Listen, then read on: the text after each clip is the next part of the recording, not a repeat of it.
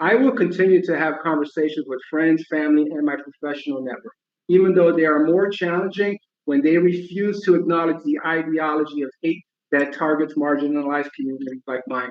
It saddens me, but I need them to know that tolerating hate or racism is equivalent to perpetuating hate or racism. You can also add misogyny in there. I also believe that hate is a learned behavior that can be learned. I am reminded of this quote: action is the only remedy to indifference, the most insidious danger of all.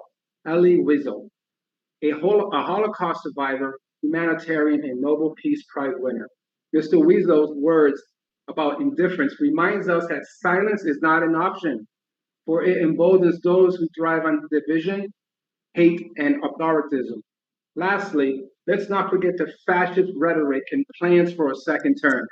This quote reflects how the stakes have never been higher. Get out and vote just this time. You won't have to do it anymore. 4 more years, it will be fixed. It be fine.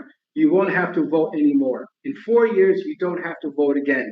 We'll have it fixed so good, you're not going to have to vote. Former president.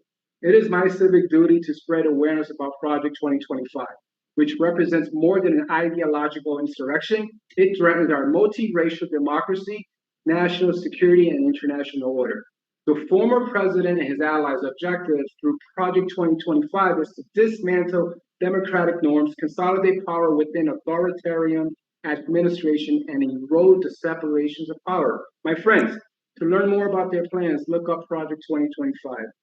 In summary, true patriots defend equality and human rights for all. Honoring those who paved the way, I remind the younger generation that hopelessness doesn't equate to helplessness. Please remember there will be people in your professional and personal sphere of influence, including people you have never met, who may decide to rethink their voting position or register to vote because you broke your silence. To them, this can be the permission structure they were looking for. You, in effect, provided hope for positive change and are leading by example.